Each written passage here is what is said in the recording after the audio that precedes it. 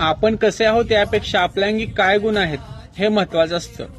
यासाठी तुकाराम महाराज म्हणतात की अवगुणांचे हाती आहे अवघीच फजिती, नाही पात्रास वेचाड प्रमाण ते फिके गोड, विष तांब्या वाटी भरली लावू नये होटी, तुका मने भाव शुद्ध बरा सोंग व्हावं। यातून तुकाराम महाराज समजावण्याचा प्रयत्न करतात, म्हणतात की अवगुणांच्या हाती जर सर्व काय असेल तर ती एक फजितीच होऊन जाते।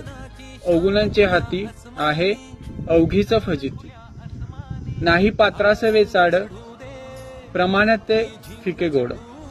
आता कोणतंही भांड असेल, कोणत्याही धातूच असेल, ते किती महत्वाचं आहे, तो धातू किती महत्वाचा आहे हे महत्वाचं नाही, तर त्याच्यामध्ये असलेलं शुद्ध जो काय पदार्थ ठेवलाय तो किती महत्वाचा आहे ते महत्वाचं असतं। त्याच्यापुढे ते म्हणतात की विष तांब्या वाटी, जर एखाद्या समजा तांब्याच्या भांड्यामध्ये तांबे हे शुद्ध आहे पण त्याच्यामध्ये जर विष असेल तर भरली लावू नये होती, तर आपण ते ओठाला लावून चालणार नाही, ते विष प्राशन करून चालणार नाही। कारण का, जर आपल्याला अमृत पाहिजे असेल तर ते कोणत्याही भांड्यात असेल तर ते आपण घेऊ शकतो, त्याला पात्राची गरज